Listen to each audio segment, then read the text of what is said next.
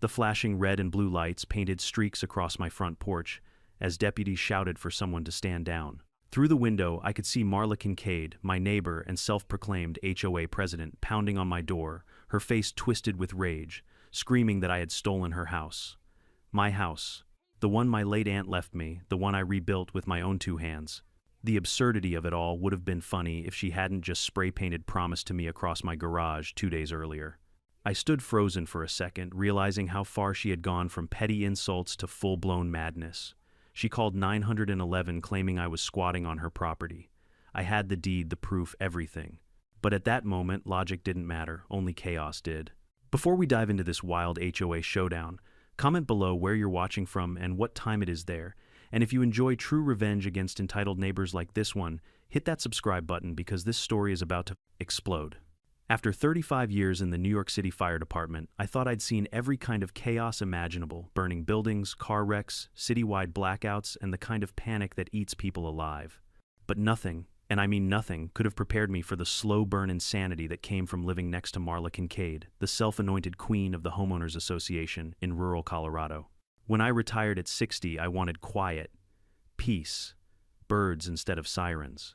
So I packed up my life and moved to Pinellas County, where my late Aunt Ruth had left me a farmhouse, a beautiful old place, built in the 1942, with a wraparound porch, redwood beams, and fruit trees that still produced apples every fall. The land stretched far enough that I could stand in the middle of it and not see another soul. That's what I loved about it. Space, silence, a place to finally breathe. The first year was heaven. I fixed the fence, planted new grass, and restored the house with my own hands. When the wind blew through the valley, you could hear it hum softly through the trees, a sound that could calm a man who'd lived through too much noise. Then one spring afternoon, a beat-up trailer rattled its way onto the empty plot next door.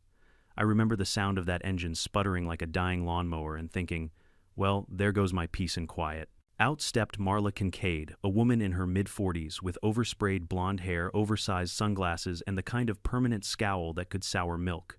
She wasn't moving in quietly either. Within days, she had a pair of old lawn chairs, a plastic kiddie pool, and a stereo, blasting what I can only describe as country pop gone wrong. Her kids, 2 of them, both loud and wild, ran screaming across the dry grass, like it was their own personal racetrack. At first, I tried to be polite. That's just how I was raised. I waved, said hello, even offered her some apples from the orchard. She smiled that fake, tight-lipped smile people use when they're already judging you, and asked, "How many rooms you got in that house?" 4, I answered cautiously. 4, she repeated, eyes widening like I'd confessed a crime. "For just you," I chuckled awkwardly. "It's a family house. Been here for generations." She gave a soft, patronizing laugh. "Well, that's a lot of space for one person.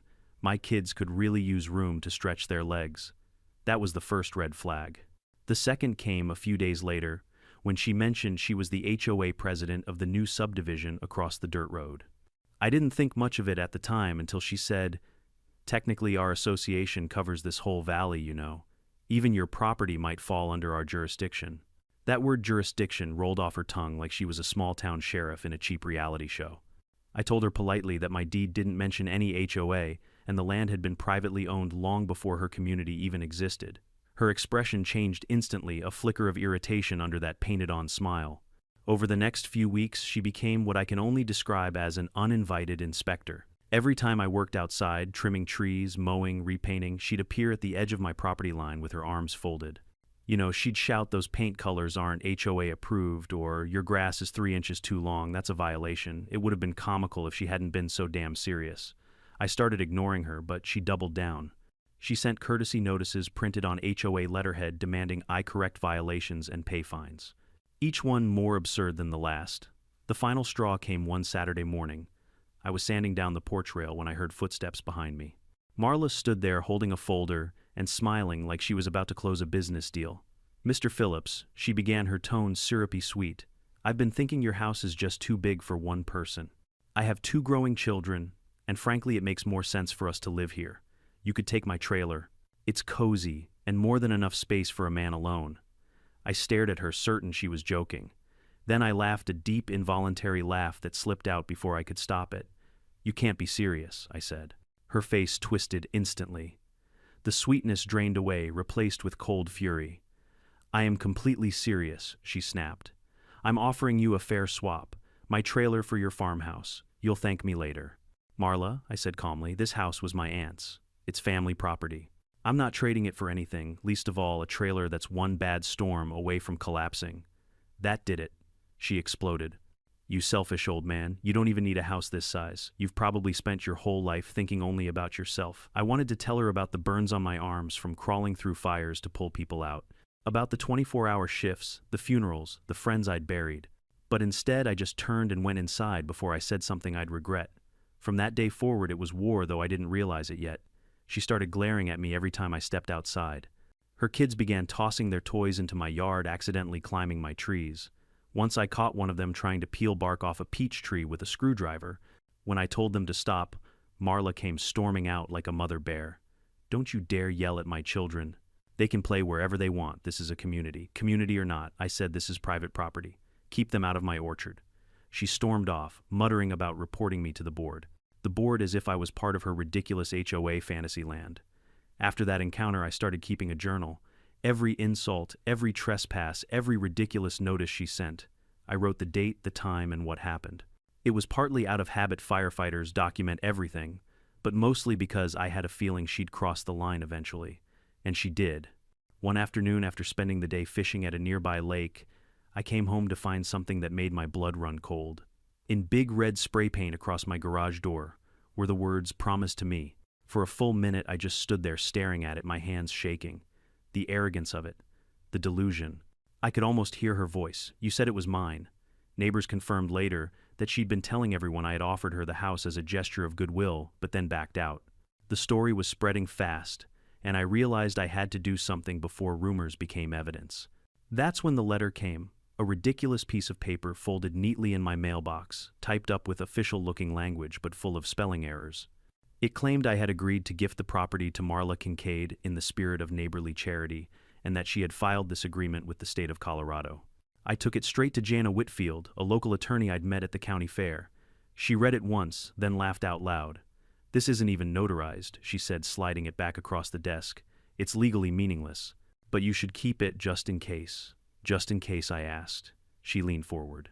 People like her don't stop when you ignore them, Gary. They escalate. Document everything. Every word, every action. If she trespasses again, call the sheriff. And that's exactly what I did. From that day on, I stopped thinking of Marla as a nosy neighbor. She was something else entirely, a ticking time bomb wrapped in HOA authority. She wasn't just after my peace and quiet anymore. She was after my home. And I was about to find out just how far she'd go to take it. It started small, the kind of neighbor drama you'd expect in suburbia, except we weren't in suburbia. This was rural Colorado, a stretch of farmland and pine woods that didn't even have sidewalks, much less manicured lawns. Yet somehow, Marla Kincaid managed to drag her suburban HOA nonsense right out into the wilderness. A week after the Promise to Me graffiti incident, she began what I can only describe as a campaign of harassment. It was like she had made me her personal project, her mission in life. Every day brought something new. Sometimes it was a fake violation notice taped to my mailbox with the HOA logo printed on cheap paper. Sometimes it was her kids kicking their soccer ball across my fence and accidentally trampling the vegetable patch I'd been tending since spring. And sometimes it was just her standing on the property line, arms crossed, watching me. It's hard to explain the kind of tension that builds when someone invades your peace like that. It's not about fear, it's about the constant pressure of knowing someone is always watching, always plotting. I'd be repairing the fence, and I'd feel her eyes on me. I'd look up, and there she was, pretending to check her phone while clearly taking photos. I confronted her once, trying to keep my composure. Marla, what are you doing? She smiled like a cat playing with its food. Just documenting violations for the HOA records. Violations, I asked, tightening my grip on the fence post. This isn't your HOA. Her smile didn't falter. Oh, Gary, you're mistaken. Our new boundary map clearly shows this area within Pine Elk Estate's jurisdiction. You're legally obligated to comply. I had to laugh, a bitter, exhausted kind of laugh. Lady, this house has been here since the 1940 seconds. The HOA didn't exist until 5 years ago. You can't just redraw lines because it suits your ego. Oh, we'll see about that, she said, snapping one last picture before walking off like a victorious attorney in a courtroom drama. Later that day, I checked my mailbox again. Inside was an envelope with a return address labeled Pine Elk HOA office. It contained a typed notice of violations. Apparently, I was guilty of 6 infractions. Non-standard exterior paint color, unauthorized landscaping, improper waste, storage compost bin visible from road, unregistered vehicle my old truck, unsanctioned fencing height 4 feet over their maximum, failure to pay monthly HOA dues, totaling $1,200. I almost tore it in half, but something in me said to keep it. Instead, I filed it away with her fake gift letter. A few days later, she escalated. I caught her standing at the far corner of my orchard, with a measuring tape jotting things down. I shouted, "You're trespassing." She didn't even flinch. "Just verifying property compliance, Gary.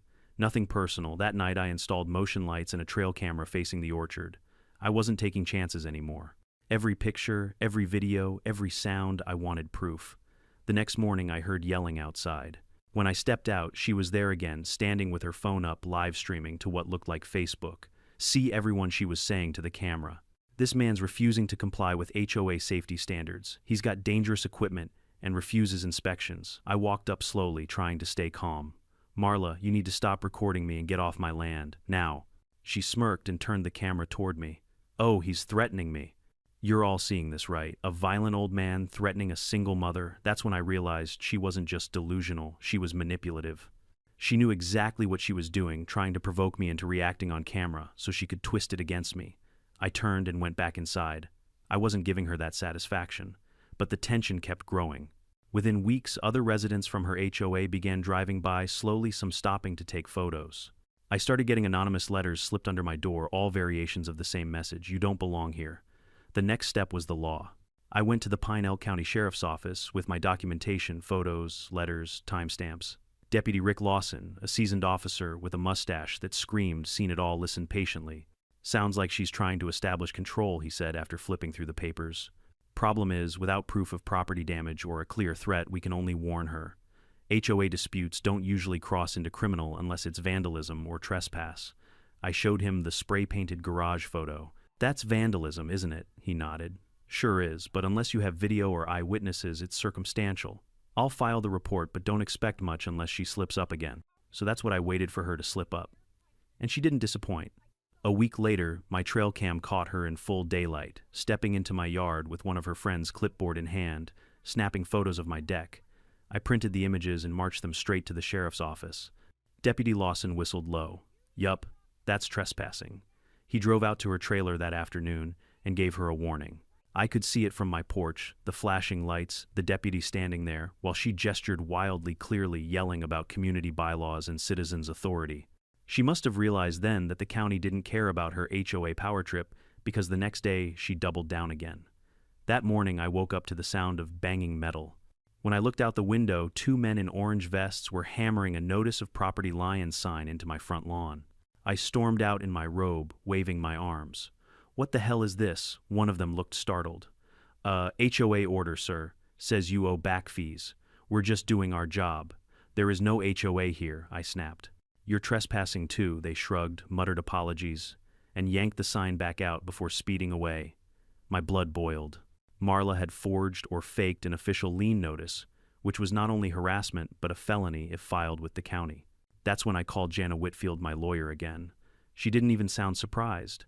"Typical HOA tyrant behavior," she said. "They love power until someone holds them accountable. File this with the sheriff and get ready, she's not done yet." Jana helped me prepare a cease and desist letter citing Colorado Revised Statute 38 to 33.3 to 116, which clearly states that no HOA authority extends beyond recorded covenants. It was airtight. She even had it notarized and mailed directly to Marla with return confirmation.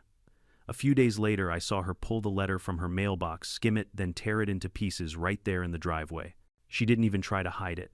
2 nights later, I heard footsteps again, this time near the porch.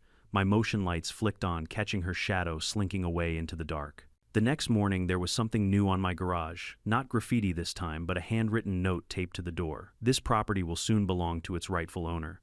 Consider this your final warning." That was the moment I decided it wasn't just neighbor trouble anymore. It was a threat. I called the sheriff again, and they sent out 2 deputies to take the note as evidence. Marla stood on her porch across the fence, arms crossed, grinning like she'd already won. Deputy Lawson approached her. "You understand that continued harassment or trespassing could lead to arrest, right, ma'am?" She smirked. I'm the HOA president. You can't arrest me for doing my job. Lawson chuckled dryly. Ma'am, your job ends where his property line begins. She glared at him, then turned and slammed her trailer door. As the deputies drove off, Lawson rolled down his window and said to me quietly, "Keep your cameras rolling, Mr. Phillips. People like her only learn the hard way." I didn't know it yet, but that hard way was coming faster than either of us expected. Because, just a week later, she would make a 911 call that would turn my quiet farm into a full-blown crime scene, with flashing lights, shouting deputies, and me standing on my porch, wondering how in God's name my retirement dream had turned into an HOA nightmare. It was a Tuesday morning, calm bright, with that golden kind of sunlight that makes everything look peaceful. I was on my porch sipping coffee when the first police cruiser rolled down my gravel driveway, sirens off but lights still flashing. Behind it came another, then another. 3 county patrol units pulling up to my house at 8:30 a.m. My first thought was that something bad had happened in the neighborhood. A break-in, an accident maybe. But then I saw Marla Kincaid standing across the fence in her bathrobe, arms folded, smirking like she was watching a performance she'd written herself. One of the deputies stepped out, hand resting near his holster, eyes scanning the property. "Sir, we received a report about a possible squatter refusing to vacate this residence." "Are you the homeowner?" I almost spit my coffee out. "Excuse me, a squatter," he nodded, calm but cautious. The complainant stated that the legal owner of this property, a Miss Marla Kincaid, was being prevented from entering her home. Said you were armed and hostile. Behind him, Marla shouted, "That's him. That's the man. He broke in weeks ago and refuses to leave my house." The other deputy turned to her, already looking tired. "Ma'am, please stay back until we confirm the situation." I took a deep breath, set my mug down, and said evenly, "Officers, my name is Gary Phillips. I've lived here since 2018. This property was passed down from my Aunt Ruth Coleman. I have the deed, the tax receipts, the utilities, everything in my name. Would you like to see them?" The senior deputy, Lawson, the same one who'd handled my earlier reports, stepped forward and sighed. "Yeah, Gary, go ahead and grab them for me." It took less than 2 minutes. I handed him the deed neatly stored in a folder with a certified copy from the Pine Elk County Recorder's Office. He scanned it, then looked at me. "Okay, that checks out." Then he turned to Marla. "Ma'am, this deed lists Mr. Phillips as the rightful owner of this property. Can you show us any legal documentation proving otherwise?" Marla's confidence faltered for the first time. I have a letter." He promised to give it to me. Lawson pinched the bridge of his nose. "A letter isn't a deed, ma'am. And according to what I see here, this land doesn't even fall under your HOA boundaries. So unless you've got something filed with the county, you're wasting our time." Her face went red. "I am the HOA president. I don't need a county record. This community recognizes my authority." Another deputy muttered under his breath, "Good Lord, another one of those." I wanted to laugh, but I held it in. Lawson kept his tone steady. "Ma'am, misuse of 911 is a criminal offense. You can't call emergency services for civil disputes, especially when you've already been warned for trespassing. Do you understand?" Marla's lips trembled. "You're taking his side. He's dangerous. He yelled at my kids. He threatened me." Lawson gestured toward my cameras mounted along the porch. "Yeah, funny thing about those, they record audio too. We've reviewed enough footage from this property to know who's been doing the yelling."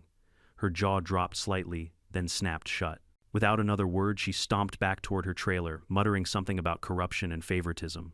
When the deputies left, I felt a brief wave of relief, but it didn't last. I knew she wasn't done. She'd been embarrassed in front of law enforcement, and people like Marla don't take humiliation well. That evening, I called Jana Whitfield, my attorney, to fill her in. She sighed. Classic escalation. False reports like that can lead to a restraining order if she keeps it up. Start documenting the 911 incident. Get a copy of the call record if you can. I did exactly that. The next morning, I drove to the county office and requested the 911 log. It confirmed everything: her name, her fabricated complaint, even the timestamps matching when the deputies arrived. Jana helped me file for a no-contact order under Colorado Revised Statute 1314104-5, which covers harassment and repeated false reporting. "It's not guaranteed," she said, "but with this much evidence, we have a shot." A few days later, a deputy came by to serve her the paperwork. I watched from my window as Lawson approached her trailer. She opened the door, reading glasses perched low on her nose. When he handed her the order, her face turned crimson. "What's this?" she demanded. "A restraining order," Lawson said flatly. "You're not to approach or contact Mr. Phillips in any way, verbal, written, electronic. Violate it, and you'll be arrested." She ripped the paper in half right there. "This is a joke," she shouted. "You can't silence the president of the HOA." Lawson looked unimpressed. Then I suggest you start reading the fine print, because next time it won't be a warning. The next week was eerily calm, too calm. No shouting, no notes, no drive-bys. For a brief, foolish moment, I thought maybe she'd finally gotten the message. Then, early one Saturday morning, my phone buzzed with an alert from my motion camera. I pulled up the feed and froze. There she was, Marla, standing at the edge of my porch in the pre-dawn light, whispering to someone off camera. When the second figure stepped into view, another woman younger, maybe in her 30s, my stomach dropped. They both started walking toward my front door.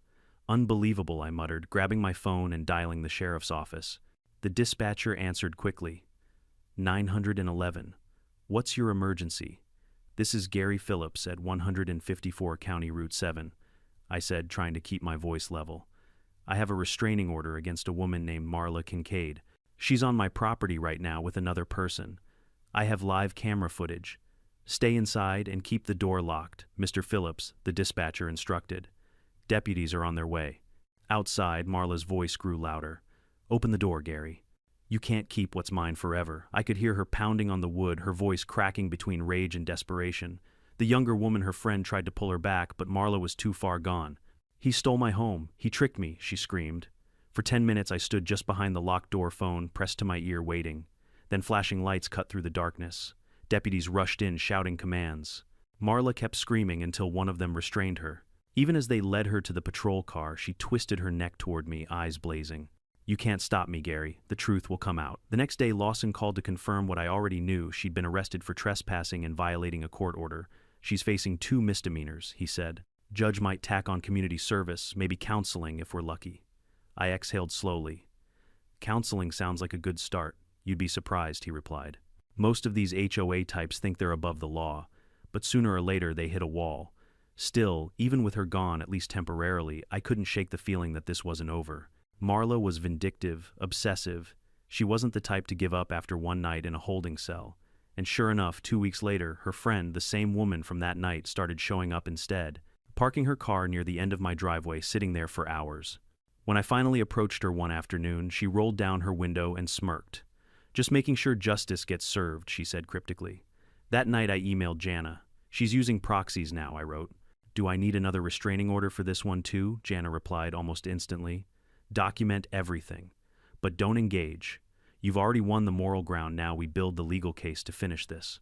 So I did what she said. Cameras rolling, journals, updated evidence sealed. Every word, every photo, every motion clip was logged meticulously. I'd spent my career fighting fires, this was no different. You don't win by yelling. You win by staying calm, steady, and letting the flames burn themselves out. But I had no idea that the next twist would come not from Marla directly, but from a county land dispute that would blow everything open. Because as it turned out, Marla's trailer wasn't even parked on her own land. And when the real owner found out, the entire HOA war went from neighborhood drama to full-blown legal disaster. When I thought the storm had finally passed, Colorado decided to remind me that peace is always temporary. For almost a month after Marla's arrest, things were quiet. I repainted the garage, replaced the railing she'd damaged, and finally took the time to breathe again. The fruit trees started to bloom, sunlight poured through the kitchen windows, and for a brief moment, I remembered what retirement was supposed to feel like: calm, predictable, simple. But then one morning in late spring, I saw something that made my stomach knot up all over again. A silver pickup truck was parked near Marla's old trailer, and 2 men in county surveyor vests were walking the boundary line, measuring and staking flags into the ground. I walked over, cautious but polite. Morning, gentlemen. Everything all right out here? One of them looked up, checked his clipboard, and asked, You, Mr. Phillips? That's me. Then you'll want to know this parcel here, he pointed toward the patch of dirt where Marla's trailer sat. Doesn't belong to her. Never did. Belongs to a rancher named Thomas Avery. He just filed a complaint after getting tax notices for unpermitted occupancy. I blinked. You mean she's been living here illegally? Looks that way, he said. She set up her trailer about 30 feet over the legal property line. Mr. Avery's hired an attorney. County wants her gone within 30 days. I nearly laughed, not out of mockery, but pure disbelief. For months, that woman had accused me of stealing her land, called me a squatter, filed fake notices, and now it turned out she was the trespasser all along.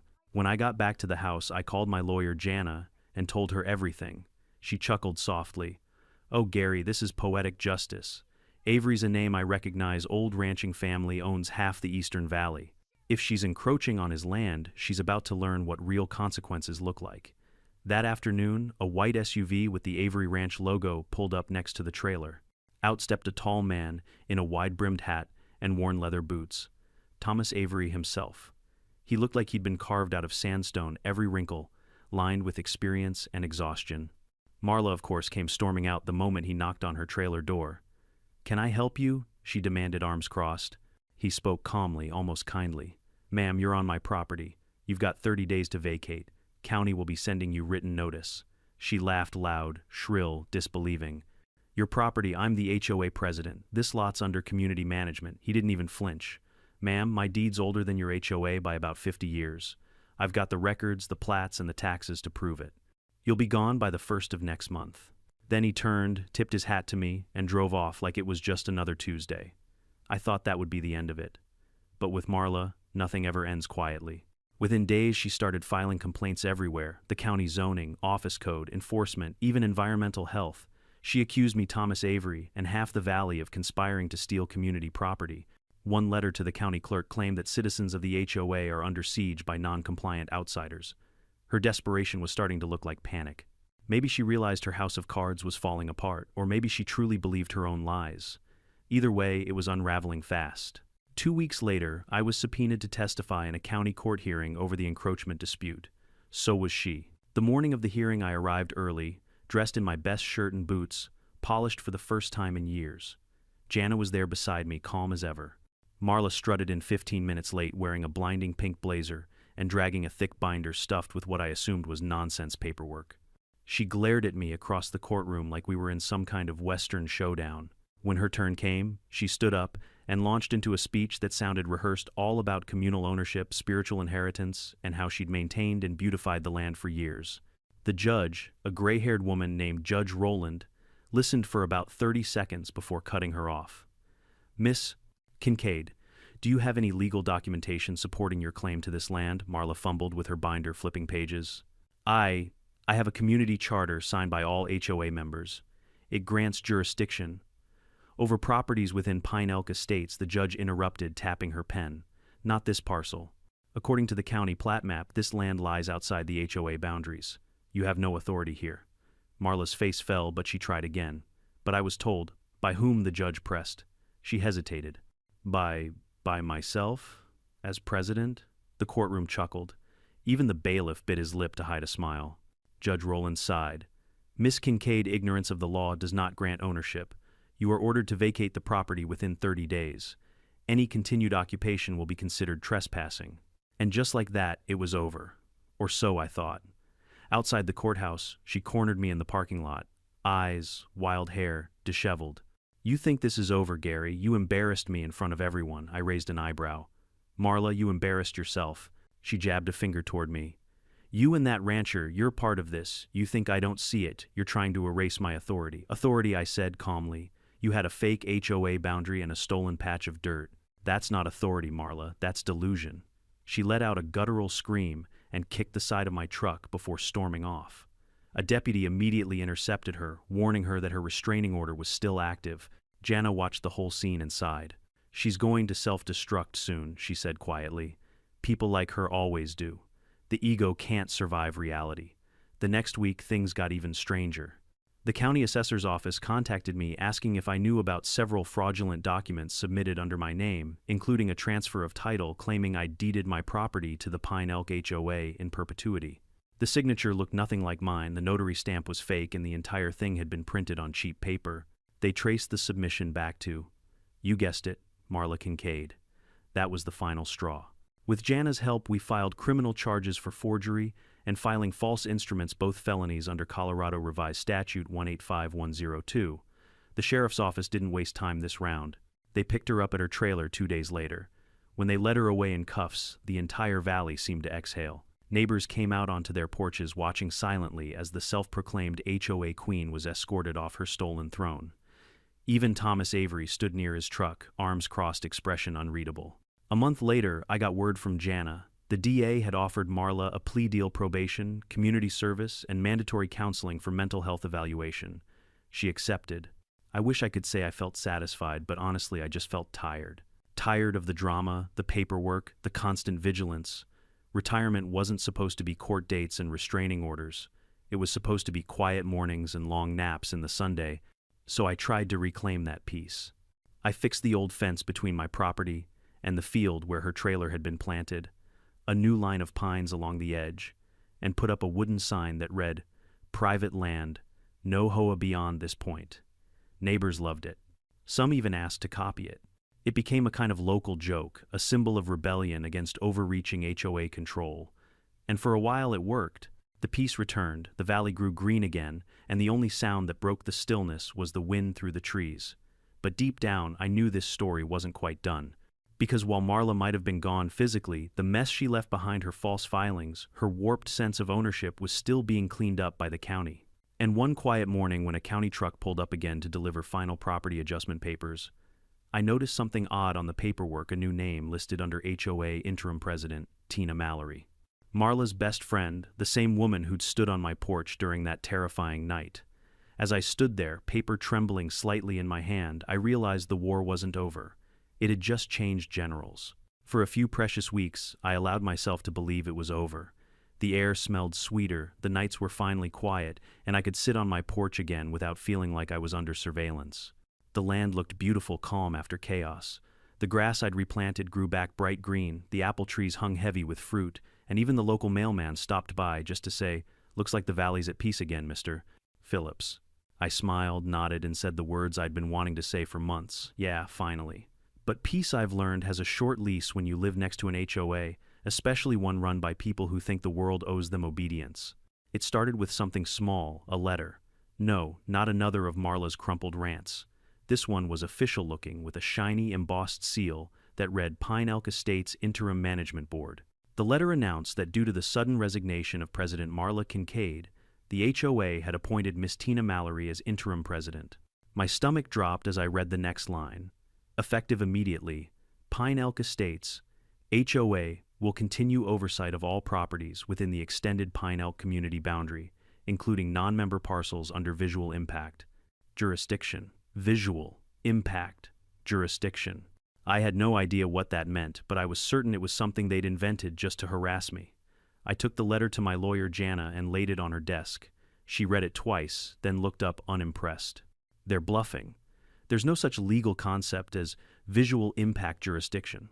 HOA covenants apply only to recorded properties listed in the CC and Rs. They can't invent new authority out of thin air. Try telling that to them, I muttered. Jana smiled.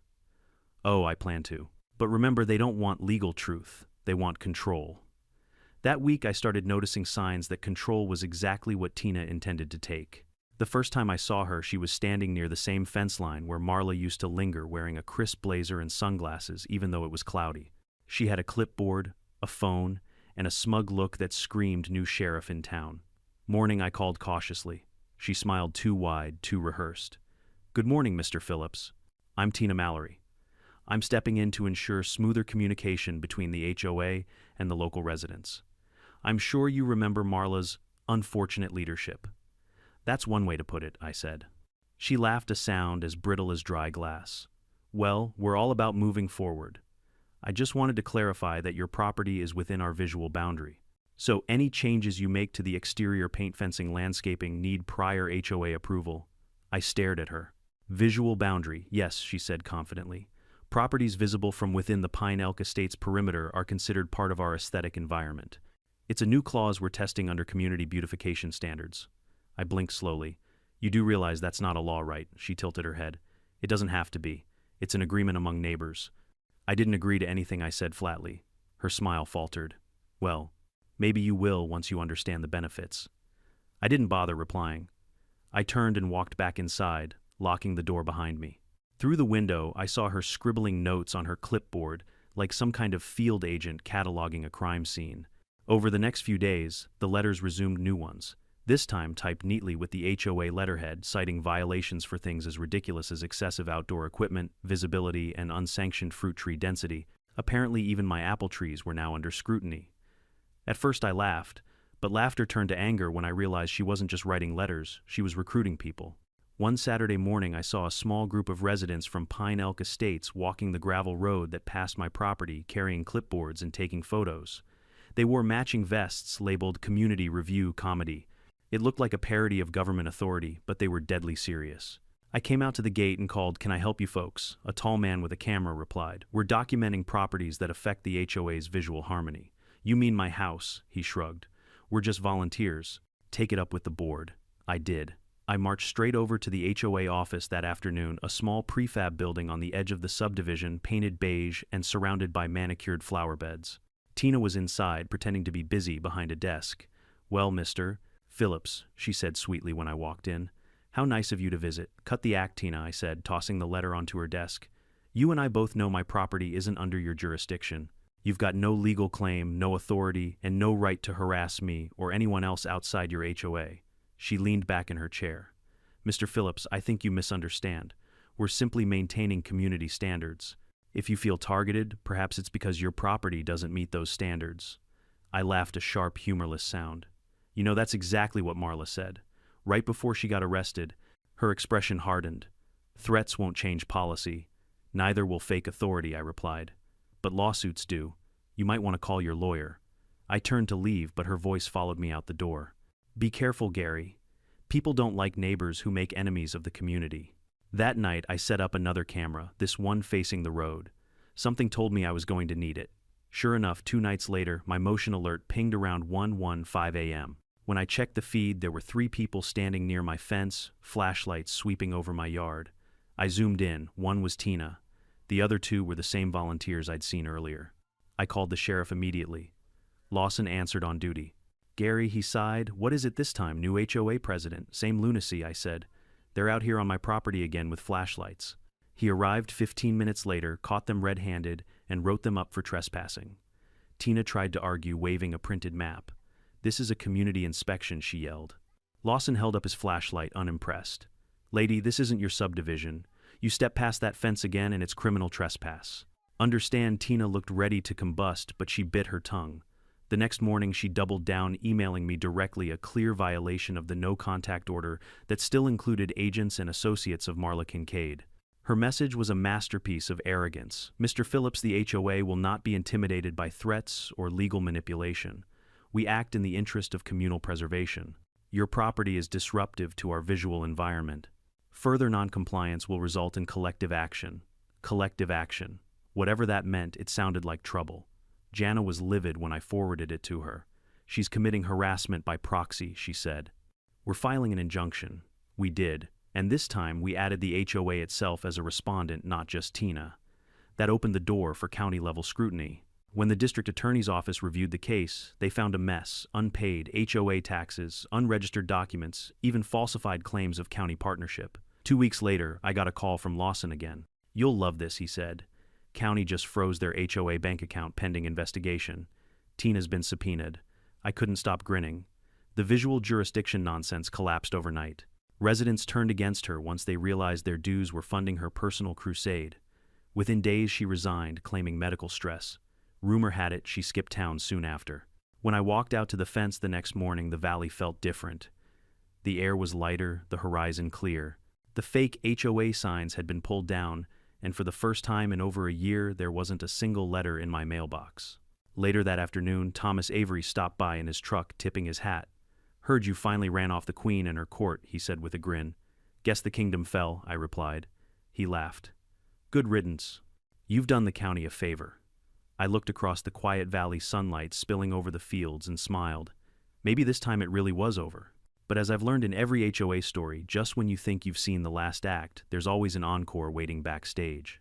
And mine was about to come in the form of a lawsuit that would drag both Marla and Tina right back into my life one final time. For the first time in what felt like years, I was starting to breathe normally again.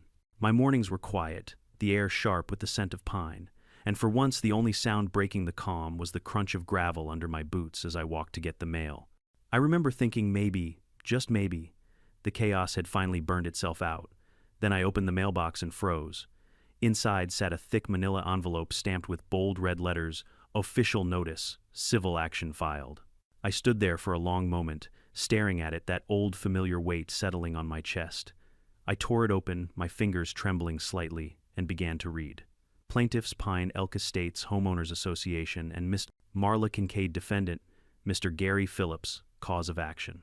Defamation, interference with community governance, and unlawful obstruction of HOA jurisdiction. I actually laughed out loud. Unlawful obstruction of HOA jurisdiction, that wasn't even a real phrase.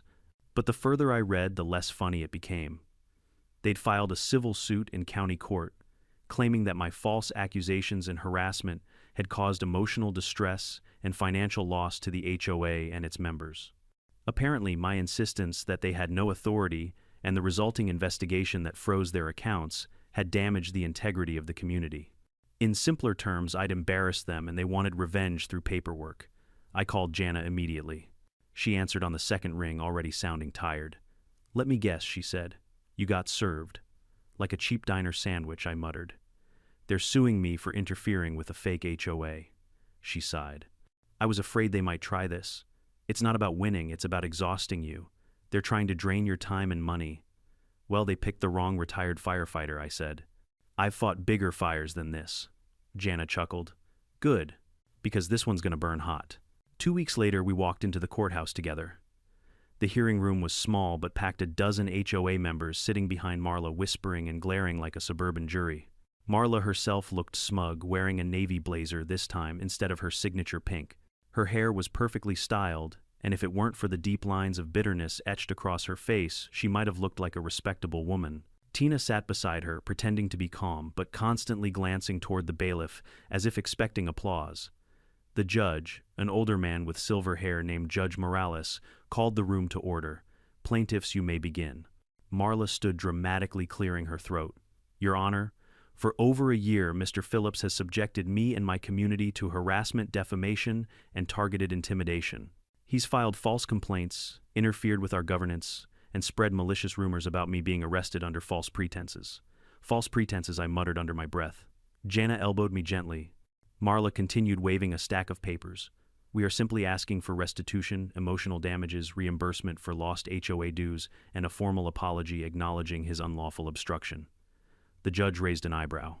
"Unlawful obstruction of HOA jurisdiction," she said proudly. There was a pause. The judge set down his pen. "Ma'am, I've practiced law for 30 years, and I've never heard that phrase in any statute." Marla blinked. "Well, it's a community legal concept." The courtroom erupted in quiet laughter.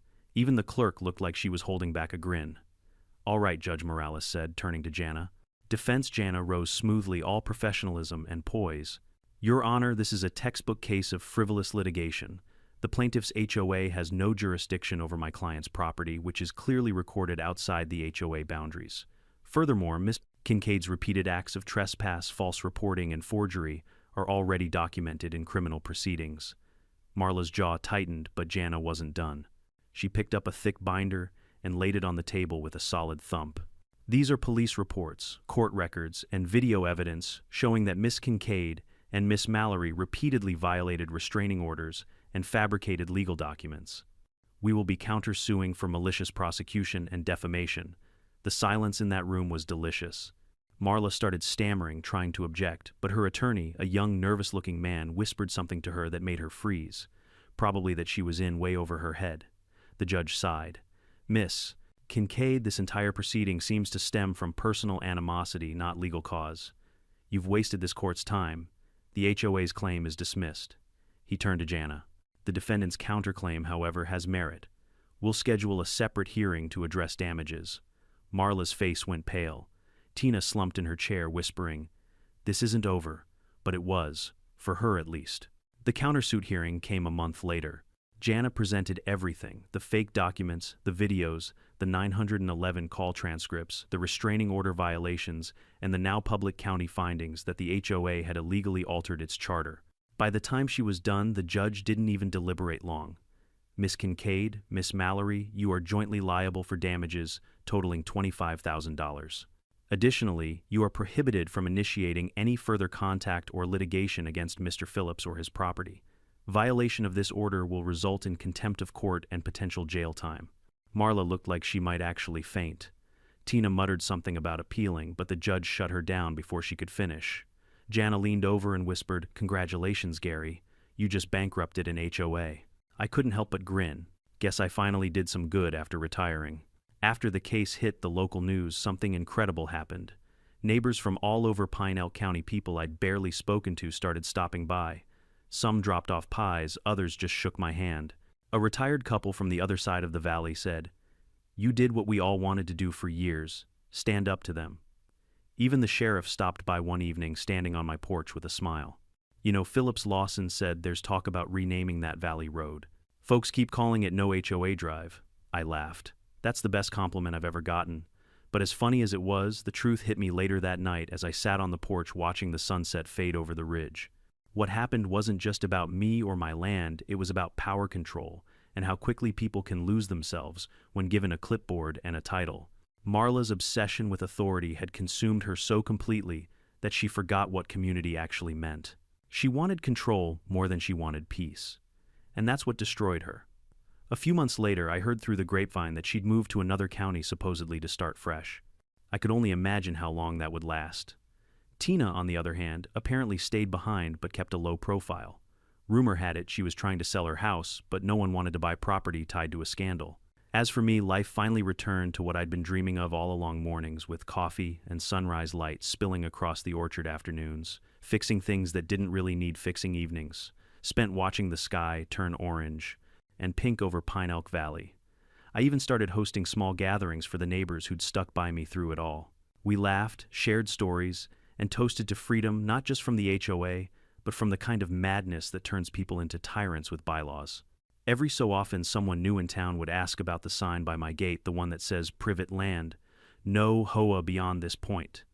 And I'd smile, sip my coffee, and say, "That's not just a sign, that's a warning label." Still, on some nights when the wind howls through the valley just right, I swear I can hear faint echoes of Marla's voice, shrill, indignant, and powerless. Maybe it's just the wind. Or maybe, like every HOA Karen that's ever existed, she'll always haunt the edges of someone else's peace. But this time she won't be haunting mine. 6 months passed before I heard her name again. By then, Pine Elk Valley had finally settled into something that resembled peace. The fields glowed gold in the autumn sun, the air smelled faintly of cedar, and my biggest worry was whether the squirrels were stealing more apples than I could harvest. I'd even started sleeping through the night again, no motion alerts, no sirens, no shouting outside my window. For the first time since retiring, I felt like I'd actually retired. That changed the day I got a call from Deputy Lawson. His tone was polite but measured, that familiar brace yourself voice every cop gets when he's about to tell you something you won't like. "Gary," he said, "you might want to come down to the county office. There's a development involving Miss Kincaid." I felt my stomach tighten. "Don't tell me she's back. She never really left," he said. "She's been living one county over, but apparently she's been filing paperwork again, this time against the county itself. She's claiming wrongful prosecution and harassment by law enforcement, and she's naming you as a co-conspirator." I let out a long sigh. "You're kidding. Wish I were." So I drove down to the courthouse, the same place I thought I'd never have to see again, and found Lawson waiting by the steps, coffee in hand. Inside, he showed me a stack of documents.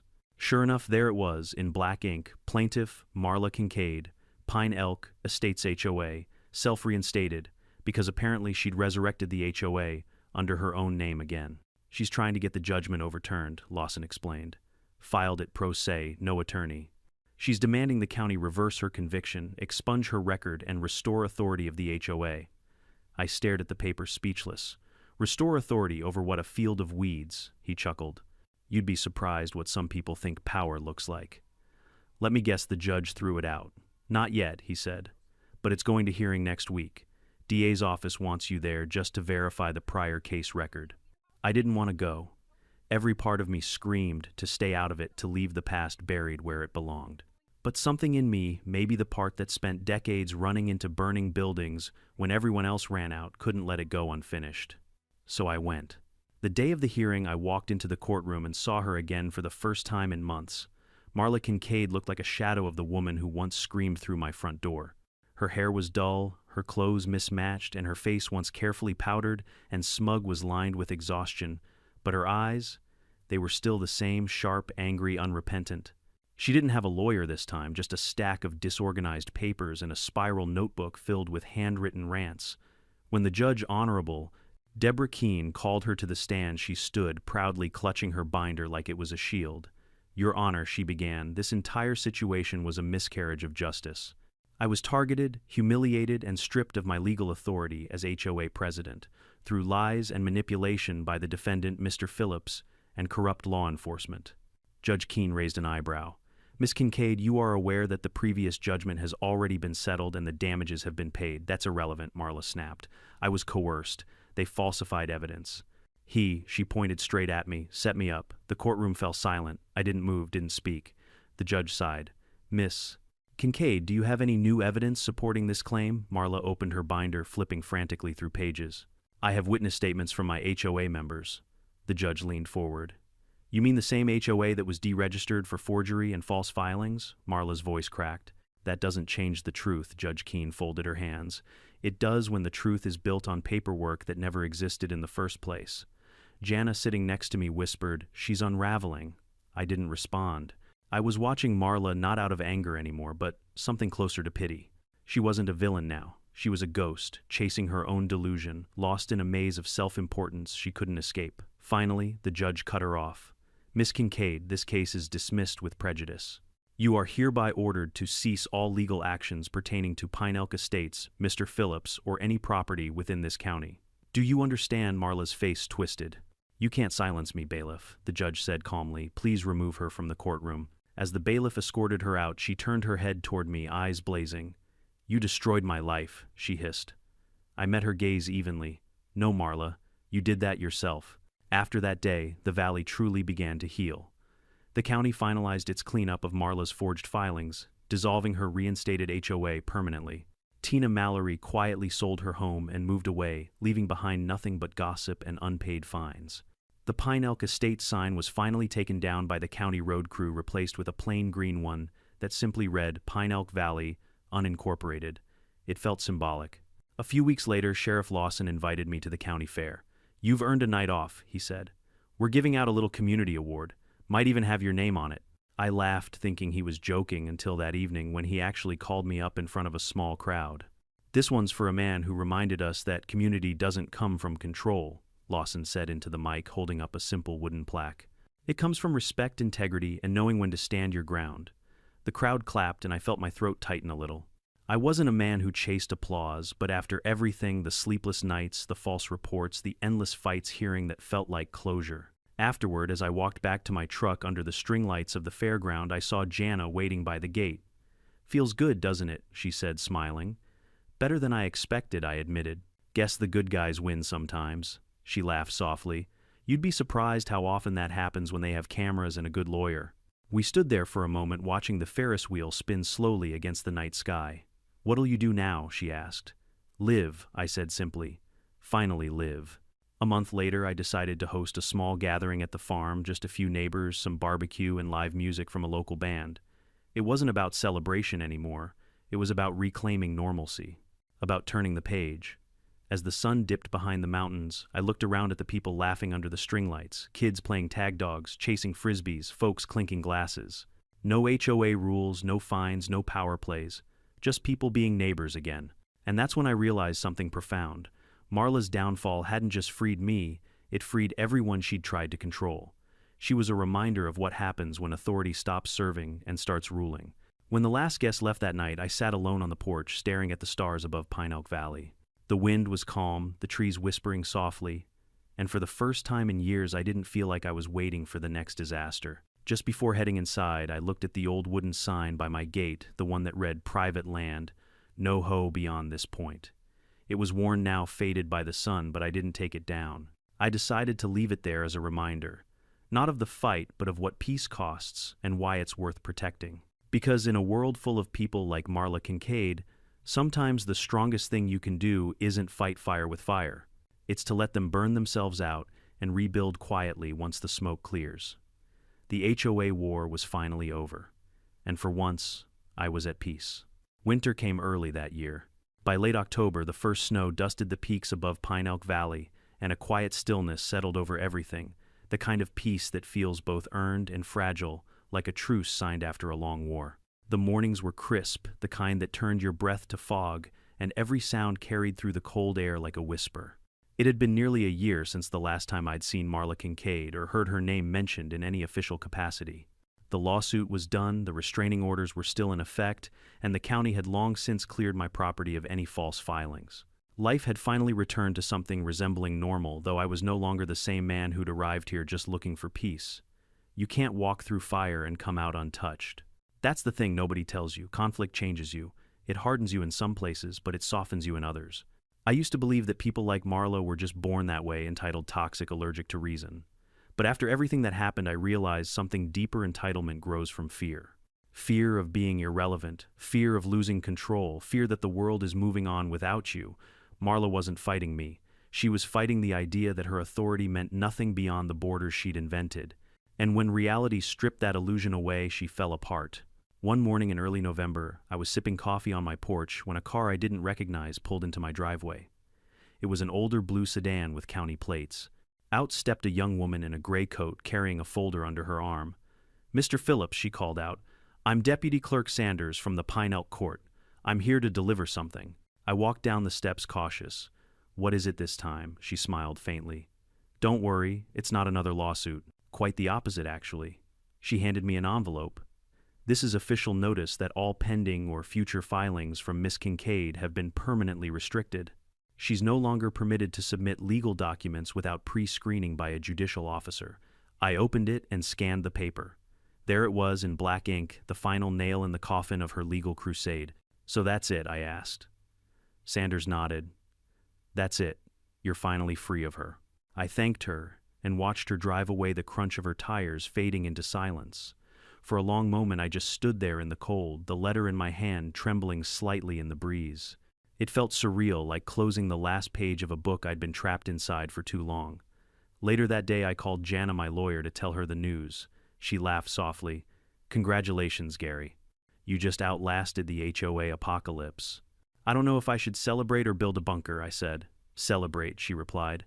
"But keep the bunker plans handy, just in case." That winter, the valley came alive in a way I hadn't seen before. Without the constant tension hanging over us, the community began to rebuild, not through committees or charters, but through simple acts of kindness. The old rancher Thomas Avery started hosting Sunday cookouts again, inviting everyone from the valley. I began lending my tools to younger families who were fixing up their barns. Even the folks who'd once backed Marla quietly started showing up, humbled and grateful. One afternoon, a teenage boy knocked on my door, shuffling nervously. "Mr. Phillips," he said, "I was one of the kids who, threw the soccer ball into your yard." "A bunch of times," I chuckled. "Ah, you mean my fruit tree climber?" He blushed. "Yeah, sorry about that. Mom said I should apologize. You want help chopping firewood or something?" That small gesture hit me harder than I expected. Not because I needed help, but because it reminded me that good can grow out of even the ugliest conflicts. That's when I decided to start something new. A few weeks later, I posted a handwritten sign by the Main Road Community Garden Project, "All welcome, no HOA." It was half joke, half rebellion. But by spring, the joke had turned into something real. Dozens of people showed up with seeds, soil, and shovels. We cleared a patch of land near the old creek and started planting tomatoes, beans, wildflowers, even pumpkins. There were no rules, no fines, no committees, just people cooperating because they wanted to. And maybe that was the ultimate revenge, building something beautiful on the ashes of their control. That summer, the county paper ran a story titled "Pine Elk Valley, the town that banned the HOA." They interviewed me, of course, though I told them the same thing I'd been telling everyone for months. I didn't defeat anyone. The law did. I just made sure the truth was louder than the lies. But truthfully, I did feel proud, not because I'd won, but because I hadn't let bitterness take over. There were plenty of nights I'd wanted to fight dirty to humiliate Marla the way she'd humiliated me. But that's the trap. Once you start fighting on their level, you become what you hate. Instead, I learned something else, something quieter, stronger. Justice doesn't always roar. Sometimes it whispers. It's patient. It takes notes. It builds its case in silence. And when it finally arrives, it doesn't need to shout. It just stands there undeniable. That's what I tell people now, whenever they ask me about the HOA story. And they always do. It's become something of a local legend, the old firefighter who stood up to a neighborhood tyrant and lived to tell the tale. Some even joke that I should write a book. Maybe one day I will. But for now, I'm content with the view from my porch, the mountains in the distance, the wind rustling through the apple trees, and the faint laughter from the community garden down the road. One evening, as the sun dipped below the ridge, I noticed something carved faintly into the wooden post beside my porch, something I must have scratched in without thinking during one of those long, angry nights. It read, "Fireproof." I traced the letters with my thumb and smiled. Yeah, that sounded about right. After everything, the threats, the lies, the court battles, I'd come out the other side fireproof. So, if there's a lesson buried somewhere in this whole mess, it's this: stand your ground, but don't lose your soul. Let evidence speak louder than anger.